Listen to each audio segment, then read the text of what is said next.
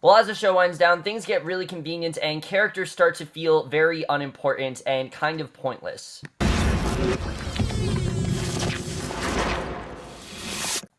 Hey guys, here from American Horror Story Roanoke, episode 9, and I was definitely looking forward to this episode. I've really been loving, especially this half of the season, more than the first half. The first half I liked. It was just, it was a documentary. There wasn't as much to it as the second half has had, and I really love what the second half has done so far. And like I said, I've been praising this show. A lot of people have been saying, oh, it's too short and things like that.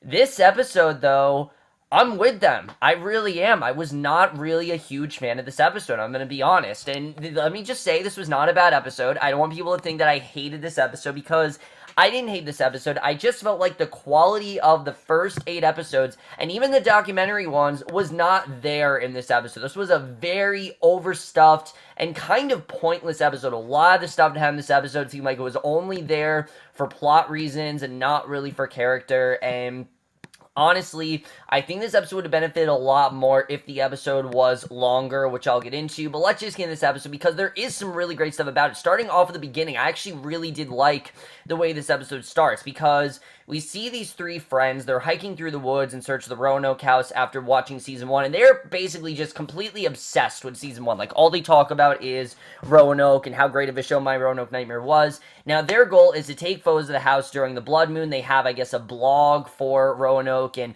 they're discussing their love for season 1 and what drew them in when they spotted the tree from episode 3. And one of the characters, Sophie, is actually played by Thaisa, that's how you pronounce it, not Tessa, Thaisa Farmiga, who I loved seeing her again. We haven't seen her since season 3, and it was really cool to see her again in this role as Sophie. She's talking about how she loved My Roanoke Nightmare because of the way that it kind of, it talks about colonial America and things like that. Now, that part did kind of seem like, oh, this is what you're supposed to get from the season. It sounded like they were kind of shoving it down our throats. But at the same time, I really did like what they did with their character. Jacob Artis was finally introduced as Todd. I thought he was pretty good. And then Milo, the other guy, I thought he was okay. I didn't really think much of him. But they also spot a woman bloody and limping and chase after her. And the injured woman is actually none other than Diana, who this was kind of cool the way they tied this in. We saw Diana in episode 6, and we haven't seen her since, and she crashed her car after Pigman attacked her from the back seat while she was driving. So the My Roanoke Nightmare fans discover the car with Diana dead inside. They freaked out after realizing that they chased a ghost, and that is the way that this episode starts. I thought overall it was a pretty good start, the way they did that, the way that these 3 fans, already are getting into, what's going on. I thought they set this up pretty well, and to me, it seemed like this was going to be what the rest of the season was going to be, that we were going to see these 3 fans, we were going to see the way things went with them, and that maybe they would be the ones to survive and not their characters, but we'll get into that. But overall, I thought this was a pretty good start, and it's too bad the rest of the episode was pretty mediocre after that. Because then we get back to Lee and Audrey. They find out that Dylan, who actually played one of the Butcher's Sons in season 1, as we know, he played Ambrose.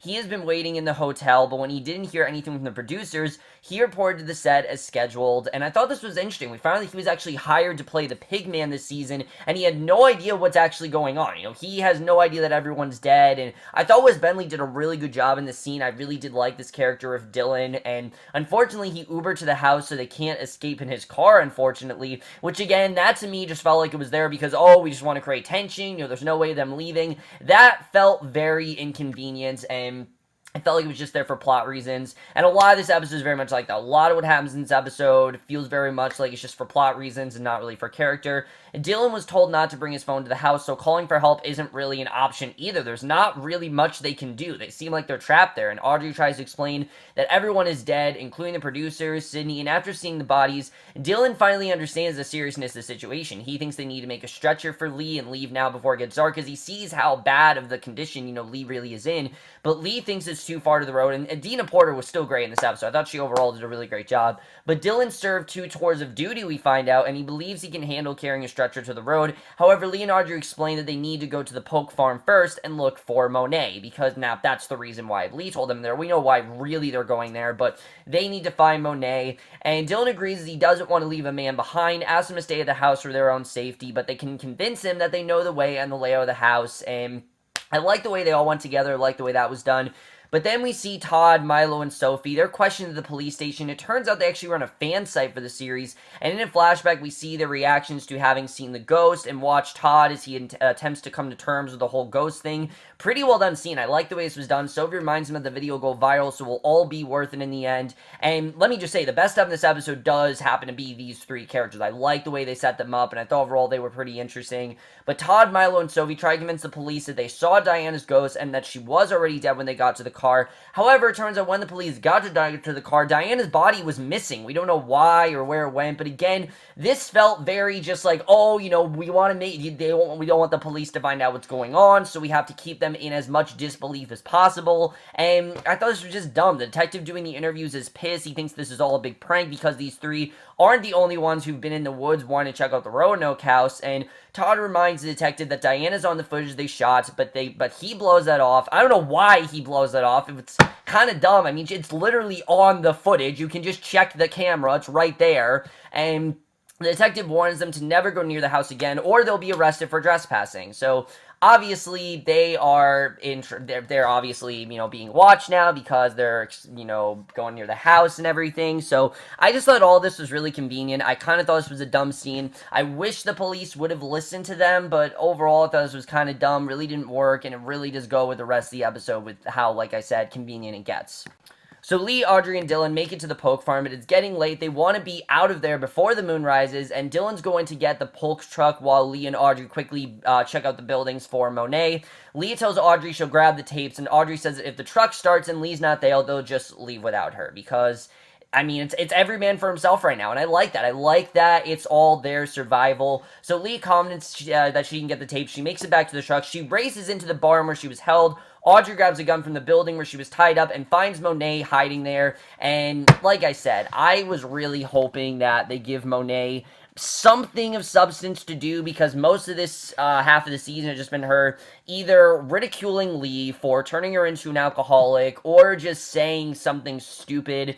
And unfortunately, Monet was resorted to just cracking a bunch of one-liners and really not doing much of anything that substantial, and I was kind of disappointed. Angela Bassett is a really great actress, but it seems like every season they give her nothing to work with, and she was really good when she played Lee, but as Monet, they haven't really done much of their character, and I was kind of disappointed. I really thought they could have done a lot more with her, and they haven't at all utilized her at all really that well, and she's hiding there. Unfortunately, she's in pretty good shape physically, so they hear the truck start. They're about to run out when one of the Pokes arrives. Audrey then tapes him while he threatens to slowly murder them, and satisfied that she won't be charged with murder, she shoots him in the head, which that was, again, really convenient just to get away from the Pokes, and I thought they could have done some more interesting stuff with Monet, but no, they didn't. Audrey and Monet then run outside to find the other surviving Poke has actually stabbed Dylan and is hightailing it out of there after spotting the Butcher's people approaching with torches. So what was the point of Dylan? I don't get it. I don't get what the point of Dylan's character was. It seemed like he was there, and now he's just gone, and I don't know why they introduced him in the first place. It didn't really seem like he had much of a purpose other than for someone to know that something is going on. But again, he's dead, so there's not really any reason to really focus on him. I thought overall this was kind of dumb the way they did that, but it kind of is reminiscing what happened to Cricket with what happened to Cricket with the Butcher. I'm starting to think that didn't actually happen, but I don't really know. But Audrey and Monet, they run all the way back to the house. Audrey asks the question we all want to answer to: why did they come back? And Monet doesn't think they had any choice. At least the house offers some protection. Audrey points out that Dylan was in the military and he was killed, so how are they supposed to survive? A good scene, but again, this episode is just so fast-paced that there's not really enough time for us to really see them talk. And Audrey thinks that Lee's probably dead, but Monet really isn't so sure about it. So Audrey makes her case for her dead Lee by pointing out that Lee would have never left the tape behind if she was alive, since it's the only way to prove their innocence, and Audrey has it, will use it to show they did what they had to survive.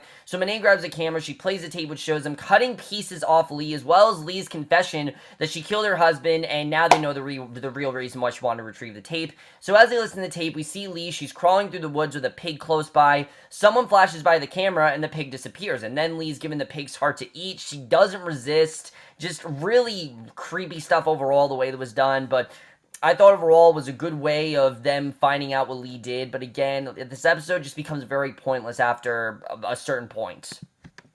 So the three of my Roanoke fans are back out in the woods at night, and the blood moon is high in the sky above them. They're excited the video of the ghost has gone viral after being up just an hour, and they're trending on Twitter. They head back to the house, walking by the spot where Mason was burned alive in season 1, as we know. So they spot Lee in the woods, and when Todd tells her that he's a huge fan, she kills him. She literally kills him right there, and Lee, for some reason, is now possessed. And this made absolutely no sense to me. How did she get possessed? Why did this happen to her? None of this seemed like it made any sort of sense. I mean, yeah, you can make the argument that Lee wanted Flora, and the deal she made with Skathatch was that she'd do anything that Skathatch told her to do, but we didn't see Skathatch, we didn't hear anything about Skathatch, so how the fuck did Lee get possessed? I have no idea. This just felt very much like, oh, we need to kill some characters, so the only way to do that is to get Lee to be possessed, and it just didn't really work at all. We see Milo and Sophie run off screaming. They stop and fall to the ground, unable to process the fact that Lee just murdered Todd. I mean, they can't believe that someone who they've studied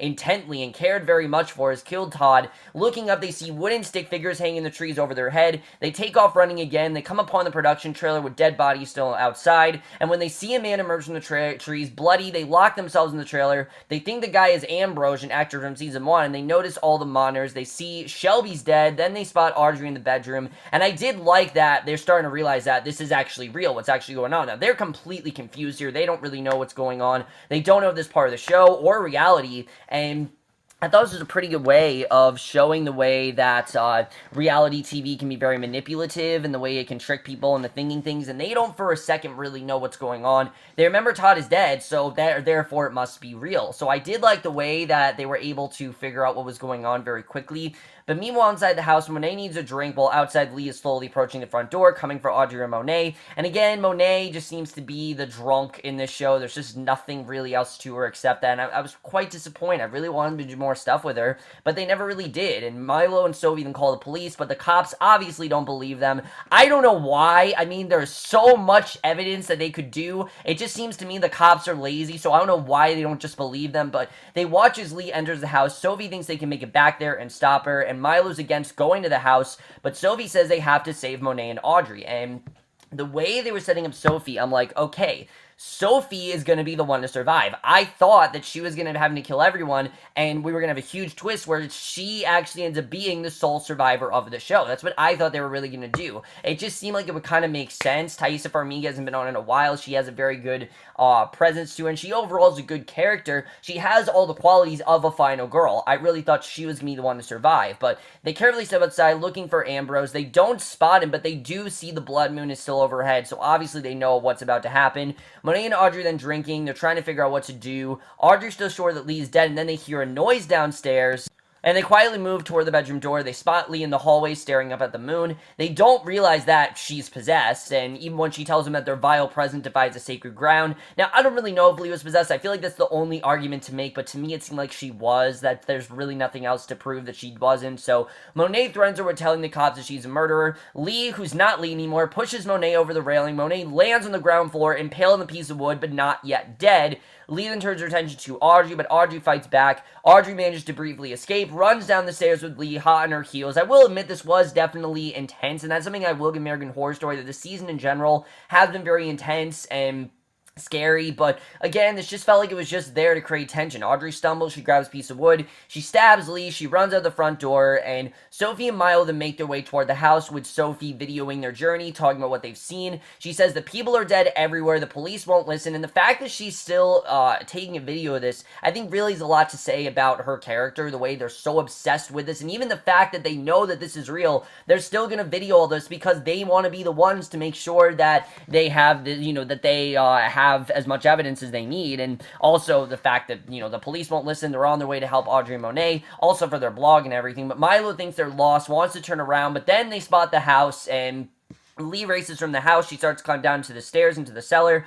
Lee catches up with her before she begins to descend. She stabs her in the neck. She kicks her backwards down the stairs. And Milo and Sophie then see Lee outside. Then they spot the butcher and her followers approaching the house. The butcher slices Dylan's stomach open, pulls out his intestines, just really graphic stuff overall. Milo and Sophie are then about to make a run for it, but Lee is standing right in front of them. The next footage is presented after this warning we see, and we see this footage, which I thought was kind of cool the way this was done. It said, what you're about to see was recovered from the iCloud account registered to Todd, Alex, Alan Connors, and I'm wondering who that was. I feel like we're going to meet that character next week. It's presented in this raw form. The images are graphic, violent, and deeply disturbing. Sensitive viewers should refrain from watching, and really, I mean, things get really graphic here. Milo and Sophie are captured. They're brought before the butcher. Lee tells them to present themselves for slaughter. They beg for their lives. They're thrown to the ground, and they're then placed on spikes, and they're burned alive. And I will say there were some pretty cool shots here. They're very reminiscent of the Blair Witch, like the upright shots of Sophie's nose, but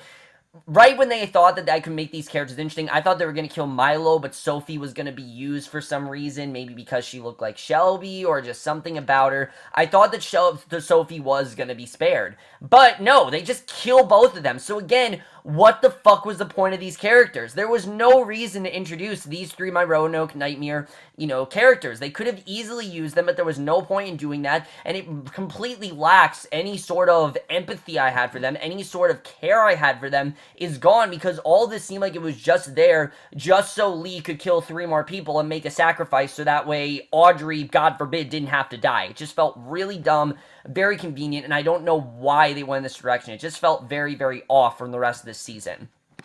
So, finally, for some reason, police cars then race to the house the next day. I don't know why. I guess they found evidence or something. I have no idea. Why didn't they find evidence before is beyond me. The officers find Milo and Sophie still on the spike, still smoldering and unrecognizable. And inside the house, they discover Monet on the stake at the base of the stairs. They call in multiple casualties. They request the coroner. I don't know why they don't realize that they're dead. They're like, oh, maybe we can help them. I mean, they're dead. I mean, someone literally has their intestines ripped out. Monet is impaled. Shelby has her throat slit. You don't live from these kind of things. And they find Lee still alive but unable to stand. She begs for them to get her out of this hellhole. They help her to the police car and then spot Audrey crawling out of the cellar.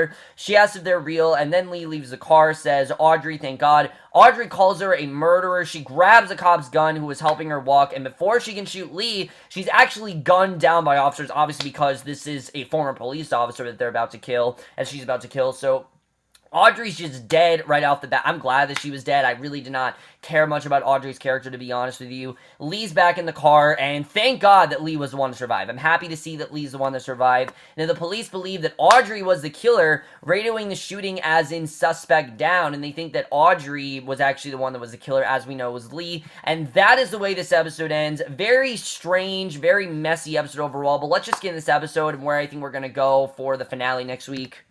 So, I want to preface that I did not hate this episode. I didn't hate it. I didn't think this was a bad episode. I just felt this was a very rushed episode. I mean, you introduce this character of the three My Roanoke Nightmare fans, and there's a lot you can do with that, really. There's so much they could have gone with this direction.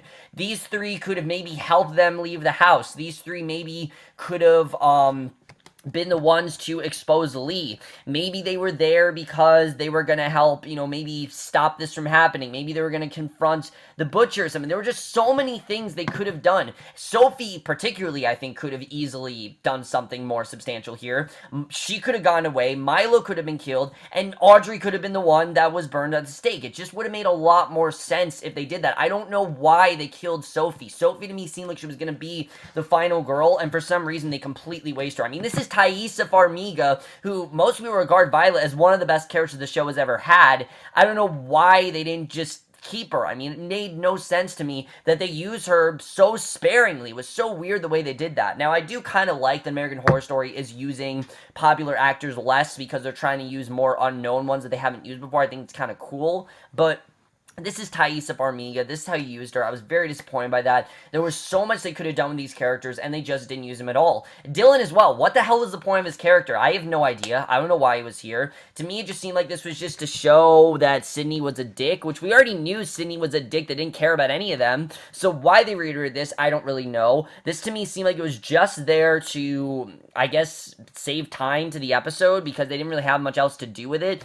But this is an episode to me where I really feel would have benefited more if it was stretched out. If this episode was maybe 20 or 10 minutes longer, 10 or 20 minutes longer, I would have loved this episode. I think this could have been a really great episode. I think they really could have fleshed out the characters, but because the fact this episode was only 34 minutes in length, there really wasn't much they could do with this, and it really just became very, very convenient. Lee becoming possessed makes no sense to me. I don't know why she was possessed here. And Audrey dying, I knew was going to happen. Monet as well. This is a character that had absolutely nothing to do this entire second half of the season. You know, all she did was she cracked some jokes, she drank, but they didn't really do anything else with her except for the fact that she just was a drunk, and there was nothing else to her besides that. I wanted something more to her character, but they didn't really do that. They didn't even get to, you know, we had that whole interesting stuff in episode 6 where you had that scene between Lee and Monet, which I thought is still one of the best scenes that this show has given us. Maybe one of the best scenes American Horror Story in general has ever given us. The way they personified these two and showed how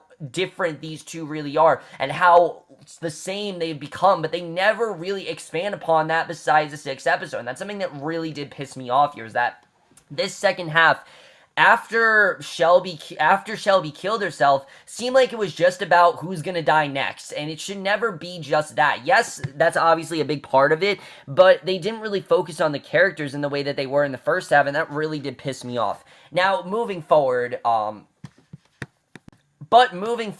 do like the fact that Lee is the one that survived. I predicted that this was gonna happen. I'm happy that it happened because Lee is the perfect person to survive. I mean, this entire second half was revolved around Lee. Did she kill, you know, is she the killer everyone thinks she is? Is she as polarizing as everyone thinks she is? And the fact they bring back Lana Winters is a really cool idea. I never finished Asylum, but I feel like I kind of have to before watching next week's episode. So I will have watched Asylum, before I view next week's episode. I just feel like I kind of have to if they're bringing back a character like Lana Winters. I just feel like I have to do that. But either way, I'm interested in seeing the way that goes down, and I feel like there's still some sort of bigger twist here. I'm hearing a theory that Shelby and Matt were actually the killers, but it doesn't really make much sense now, the fact that they're both dead. I think Lee is definitely heavily involved in this, a lot more than we think. I think Skate Thatch is definitely a big part of this. Those characters, definitely, there's something more going on with them. I mean, the fact we haven't seen the Butcher, there's definitely a reason why. I don't know if it's because Lee became the Butcher, but just in general, there's definitely a lot more going on with that. I hope that the next week's episode really does make up for how messy and convenient this episode really was, because again, this episode could have been really, really interesting. You had all great stuff there. The first 10 minutes I thought were really, really great, but everything else was so rushed, so convenient, and just in general very, very unnecessary. I don't know why Dylan was here. I don't know why the 3 of my Roanoke Nightmare fans were here. It was a really cool idea what they did with those 3 characters. They just should have maybe used them for maybe next week's episode. Maybe have one of them live past next week's episode.